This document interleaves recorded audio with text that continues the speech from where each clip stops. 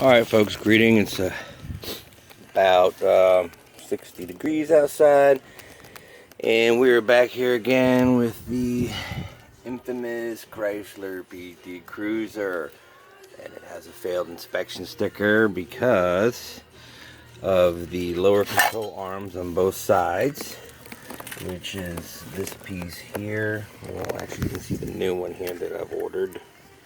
New one there. There's that piece back there. You can see most of them go bad where that bushing is. You can get the bushing for a few dollars, but then you got to bang them out, knock them back in, yada yada yada. And then while you're doing that, probably your ball joints are going to be bad or something at the same time. So I said, well, I just don't want to mess with it. I'm just going to buy a whole new set, and probably by the end of the day save more money that way. But that's not the purpose of this video. This purpose of the video is to help some folks out that are trying to take their rotors out because it failed for rotors. Wanted to give you guys some sizes on some things to help you out here. So first thing we're looking at here is the lug nuts on this thing. I used a 19 millimeter to get those off. It seemed to work out pretty well. 19 millimeter for some lug nuts. And then when you're up here taking your brake caliper components off, you've got some brackets and stuff that sit up there. The screw that goes into that end there, that's this bolt here. We're looking at about, that's actually a 12 millimeter socket. I don't know if you can see that 12 millimeter for the caliper bolts that sit up here. Then the next set of bolts, I just left this one in here because this shock strut bolt get in the way, but you could just leave that in there.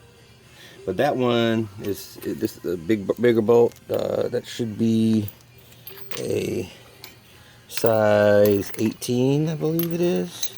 Let me see here, bear with me. Where's my 18s? This is my 15s. And it should be a size 18-inch socket. Yeah, so 18-inch socket. And top one you might need to use a wrench on it, but that's the size 18 bolt that holds the caliper bolts in. You have a top and the bottom one. And then on that whole assembly just comes out, and hopefully your rotors just fall right out. And then underneath here, if you're taking the control arm off, and I'm on the passenger side, there's a bolt that goes through there, and that bolt right here, lower ball joint bolt, it should be a 18 millimeter on one side. Yeah, one side's an 18 millimeter, and then the other side is a 15 millimeter if it's on the other side.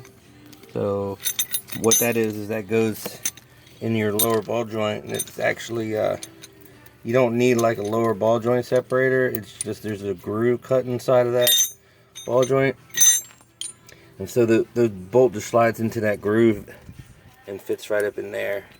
Then the next one, if you're taking off the lower, excuse me a second here, you're taking off this piece, this hole on the passenger side, they call this the torque strut. This whole thing needs to come out, and that's mostly 18s and 15s. Also, you see here, this one's broke, so I need to replace that. So this is going to be 15 is what's going to be on this one here. So you got 15. It takes that first piece off, and then the second bolt here is going to be an 18 millimeter bolt, and then of course this bolt over here is another 18 millimeter, and it's got a bushing on the other side there.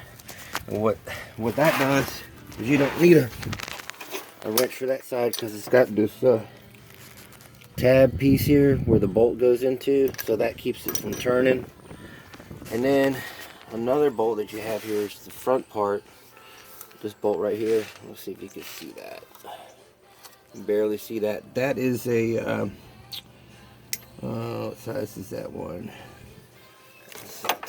I want to say that this one is bigger than an 18. It is, bear with me 1 second. I used a 13/16 socket to get that. And with this 13/16 deep well socket, it brings it out. You can see it brings it out to the front of the car there. You can see that. But there was no way to get to that bolt without getting that torque strut mount out. And the other thing you got to get off is you're gonna have to jack up the car on both sides to get off the sway bar link. And the bottom bolt is a 15 millimeter, and the top bolt isn't a bolt at all. It is a, you have to use some channel locks or a large pair of pliers to get this piece off. You just kind of hold it in place. It's actually part of it. And then there's a bigger body bolt. You can see it hanging down back there. That comes straight down. And that one was a large socket, a 24 millimeter to get that one out. So it's a big socket.